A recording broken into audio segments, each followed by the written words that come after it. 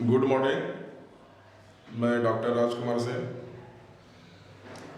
Am civil services आप देख रहे हैं। ऑनलाइन एंथ्रोपोलॉजी के बारे में जानकारी दे रहे हैं। इंट्रोडक्शन, सब्जेक्ट क्या है, कितने भागों में बटा हुआ है, क्या क्या पढ़ना है। तो मेंस के लिए एक अच्छा वैकल्पिक विषय है। जो लोग साइंस कॉमर्स के हैं उनके लिए बहुत बेटर है। अब मानव शास्त्र हिंदी वर्ड है, दूसरा वर्ड है नृविज्ञान या मानव विज्ञान, अंग्रेजी वर्ड है एंथ्रोपोलॉजी। दो वर्ड से डराइव हुआ। एंथ्रोपोस का मतलब मानव है और लोगस का मतलब स्टडी होता है। एंथ्रोपोस का मतलब मानव, लोगस लॉजी स्टडी या विज्ञान। मानव का विज्ञान, मानव का अध्ययन। ये मानव का संपूर्ण अध्ययन है। Complete study of man, holistic study of man with respect to social, culture, physical, political, economical. आगे हम चर्चा करेंगे, पहले सिलेबस समझ लें कि इसमें मानव के बारे में ही अध्ययन है। तो इस सब्जेक्ट में 3 सेक्शन है। पहला सेक्शन है सोशल, सामाजिक मानवशास्त्र। दूसरा सेक्शन है फिजिकल, शारीरिक मानवशास्त्र। तीसरा सेक्शन है इंडियन, भारतीय मानवशास्त्र। अब हर सेक्शन से 2-2 प्रश्न लिखना है। 4-4 प्रश्न रहेगा। कुल 6 प्रश्न लिखना है। 300 अंक होंगे। अंक यदि हम ले लें 300 मार्क्स।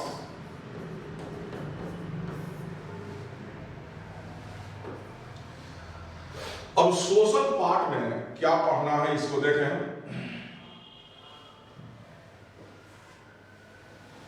सबसे पहला अध्ययन है हम लोग का परिभाषा। कोई भी विषय पढ़ेंगे उसका परिभाषा क्या है, क्या समझते हैं, एक क्वेश्चन विषय रहता ही है।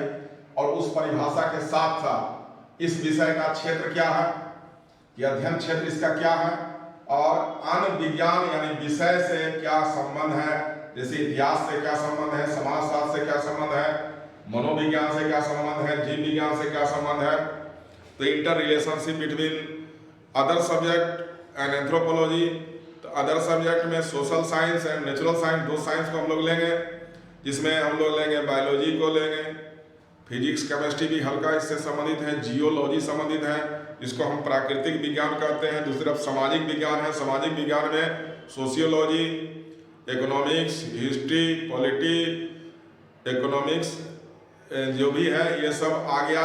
जो सोशल साइंसेज है तो मानव शास्त्र जो है दोनों के बीच का अवस्था है। तो अन्य विज्ञान से इसको कोरिलेशन हमको दिखाना पड़ेगा एक क्वेश्चन के रूप में। उसके बाद हम लोग पढ़ेंगे मानव शास्त्र की विभिन्न शाखाएं। तो कई शाखा इसका है, जैसे शारीरिक मानव शास्त्र, सामाजिक सांस्कृतिक मानव शास्त्र, आर्थिक मानव शास्त्र, राजनीतिक मानव शास्त्र, पुरातात्विक मानव शास्त्र, भाषाई मानव शास्त्र। ये शाखा हो गया। और जो भी शाखा होगा उस पर शॉर्ट नोट्स आता है। जैसे पुरातात्विक पर बार बार पूछता है, भाषाई पर पूछता है।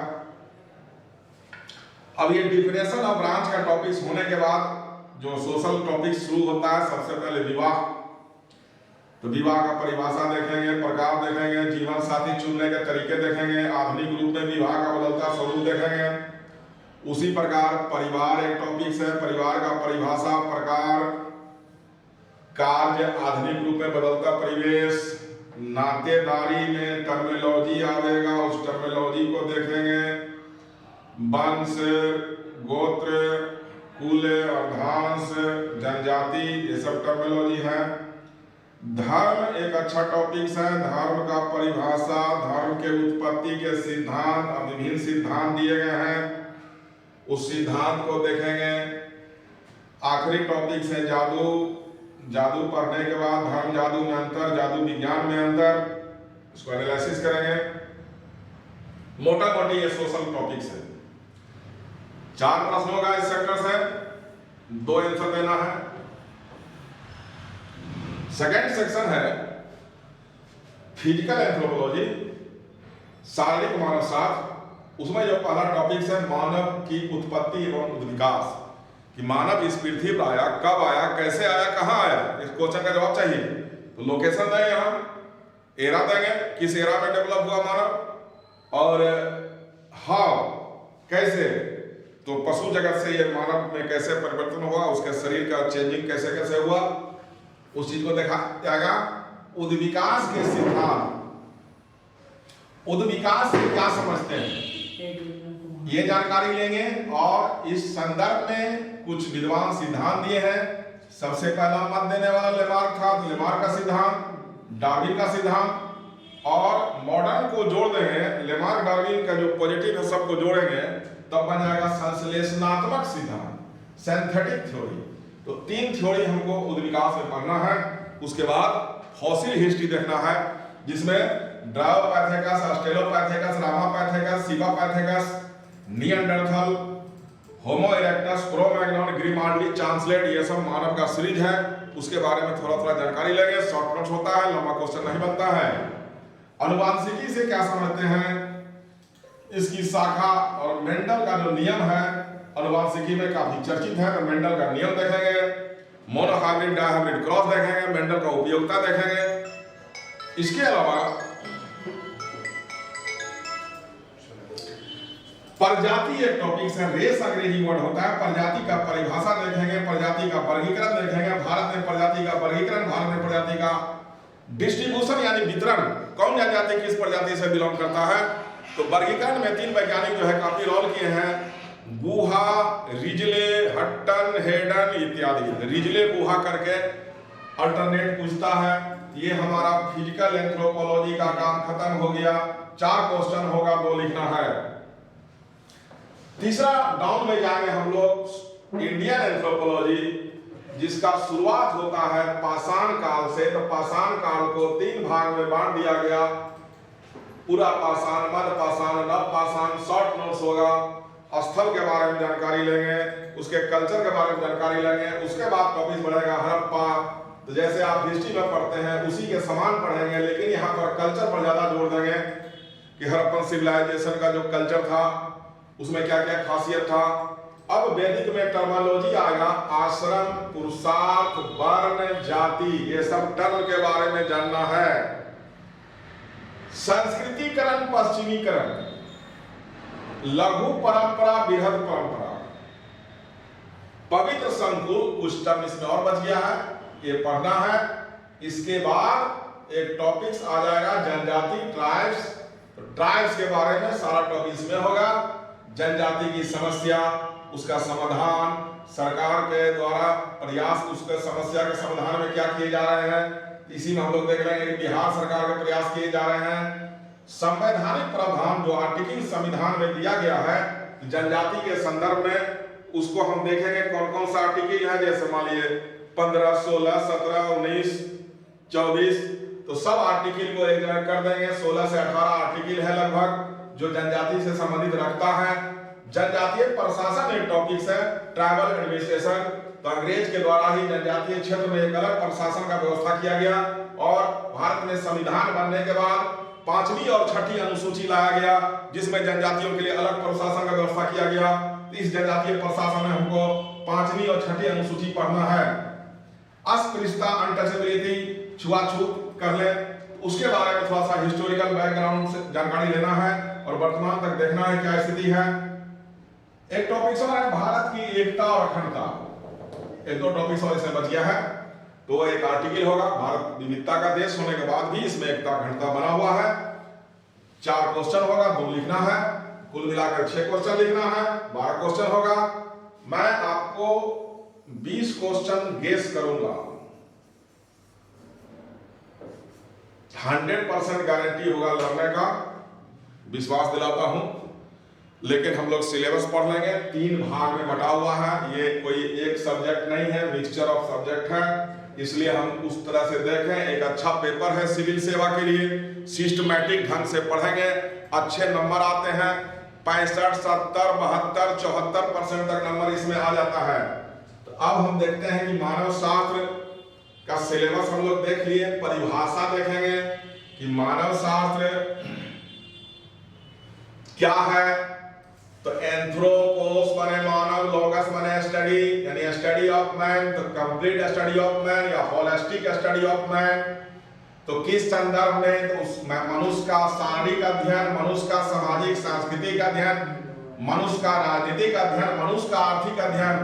तो ये जितने भी क्रियाकलाप मानव के द्वारा हैं, उन क्रियाकलापों का अध्ययन, चाहे वो आर्थिक क्रियाकलाप हो जैसे शिकार करना, पशुपालन, तो सारा चीज को हम उसमें एक्टिविटी बुलाएंगे। तो उसका आर्थिक एक्टिविटी है, राजनीतिक एक्टिविटी है, सामाजिक सांस्कृतिक एक्टिविटी है। तो ये सारा मनुष्य का क्रियाकलाप का अध्ययन और आदि समाज से लेकर वर्तमान समाज के अध्ययन को हम इसमें समाहित करते हैं। जनजाति का अध्ययन करते हैं, वो समाज जो अभी वर्तमान में पृथ्वी पर नहीं है उसका भी अध्ययन करते हैं। जैसे ऑस्ट्रेलोपैथेकस के बारे में जानते हैं, निएंडरथल के बारे में जानकारी लेते हैं कि उसका समाज सोसाइटी कैसा था, तो सामाजिक उद्विकास कैसे कैसे हुआ। और मनुष्य का शारीरिक अध्ययन का मतलब कि मनुष्य जब कपि के रूप में था तो उसका शरीर में क्या क्या परिवर्तन हुआ, और आज जो है कि एक आधुनिक मानव के रूप में पृथ्वी पर प्रभाव हुआ। यानी आदि मानव से लेकर वर्तमान मानव तक के शारीरिक, सामाजिक, आर्थिक गतिविधि या क्रियाकलाप का अध्ययन जो है हम इसमें करते हैं। मानव साथ में हम आदि समाज का ज्यादा अध्ययन करते हैं, आदि समाज को सरल समाज भी कहते हैं। तो पहला प्रश्न यही आता है कि मानव शास्त्र की परिभाषा दें, और उसके साथ जोड़ देगा कि मानव शास्त्र के क्षेत्र, माने इस विषय का क्षेत्र, इसका उद्देश्य या इसकी उपयोगिता की चर्चा करें। पहला क्वेश्चन ये बनता है कि परिभाषा के साथ क्षेत्र जोड़ेगा या उद्देश्य जोड़ेगा या उपयोगिता जोड़ेगा। ये तीनों एक साथ नहीं है, एक परिभाषा मस्ट है। अब उसके साथ टेल क्वेश्चन है, क्षेत्र का मतलब ये विषय जो है किस किस क्षेत्र का अध्ययन करता है। तो ये विषय वर्तमान का भी अध्ययन है और आदिकाल का भी अध्ययन है। इस विषय में पृथ्वी के किसी भी भाग पर रहने वाले मनुष्य का अध्ययन है। इस विषय में इसका क्षेत्र हो गया कि ग्रामीण समाज का भी अध्ययन है, जनजाति समाज का भी अध्ययन है, शहरी समाज का भी अध्ययन है। इसमें हम सामाजिक विज्ञान का भी अध्ययन करते हैं, इसमें हम प्राकृतिक विज्ञान का भी अध्ययन करते हैं। यानी क्षेत्र इसका व्यापक। तो इस तरह से हम कोई भी टॉपिक्स को लेंगे, उस टॉपिक्स को पढ़ेंगे, पढ़ने के बाद उससे जो क्वेश्चन निकलेगा उस क्वेश्चन को वहीं रख देंगे।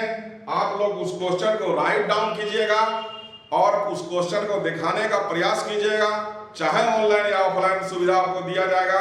उसके बाद टेस्ट का व्यवस्था होगा, टेस्ट आप देंगे तो उसमें हम कमेंट करेंगे कहाँ आपका सही है कहाँ गलत है। तो प्रैक्टिस करते करते ये सब्जेक्ट जो है एकदम रुचिकर लगने लगेगा और इसमें अंक का संभावना अधिक से अधिक रहता है। इसलिए मानव शास्त्र जो है सिविल सेवा के लिए एक अच्छा विषय है। इसको आप लोग सिलेबस ढंग से देख लीजिए। अगले क्लास में हम जो है टॉपिक से स्टार्ट करेंगे। ये इंट्रोडक्टरी क्लास था, आपको सारा सुविधा दिया जाएगा। इसमें जो भी टॉपिक्स आएंगे उसको क्लियर कट हम डिस्कशन करेंगे। आपको इसका मटेरियल जो है पीडीएफ के रूप में मिलेगा और टेस्ट का व्यवस्था होगा। उसके अलावा आप होमवर्क भी अपना बनाइए, अपना लिखिए, क्वेश्चन प्रीवियस क्वेश्चन लिखिए, उसको दिखाने का प्रयास कीजिए। ऑनलाइन ऑफलाइन दोनों विधि से आप इसमें जुड़ सकते हैं। मैं डॉक्टर राजकुमार सिंह अगले क्लास में एक नया टॉपिक लेकर आऊंगा एंथ्रोपोलॉजी के लिए। जय हिंद।